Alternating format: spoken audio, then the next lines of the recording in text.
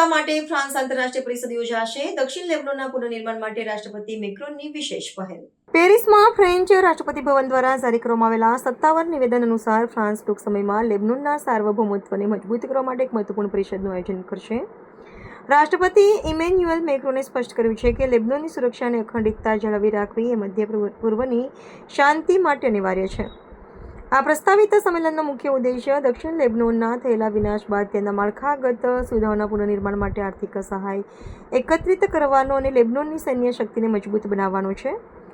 રાજદ્વારી પરિપ્રેક્ષ્યમાં વિશ્લેષણ કરતા રાષ્ટ્રપતિ મેક્રોને જણાવ્યું હતું કે લેબનોનના રાજકીય શૂન્ય વિકાસ અને સતત વધતા આંતરિક તણાવને નિવારવા માટે આંતરરાષ્ટ્રીય સમુદાયે સંગઠિત થવાની જરૂર છે.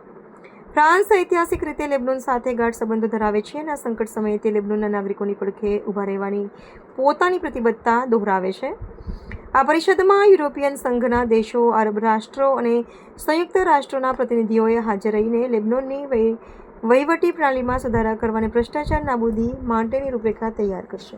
À ce titre, je veux ici confirmer, puisque j'ai eu l'occasion il y a 48 heures de recevoir le Premier ministre Nawaf Salam à Paris, que la France se tient prête, au moment où le Liban jugera opportun, d'organiser une conférence de soutien et de mobilisation de tous pour soutenir le Liban dans cet effort justement de reprise de souveraineté, et que nous organiserons cette conférence qui aura tout à la fois vocation à soutenir les forces armées libanaises et à aider à la reconstruction du sud Liban, lesquelles sont indissociables.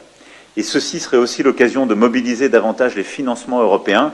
Et nous soutenons l'un et l'autre l'idée d'un accord de partenariat de l'Union européenne avec le Liban dans ce contexte, qui pourrait d'ailleurs venir se cristalliser au moment de cette conférence,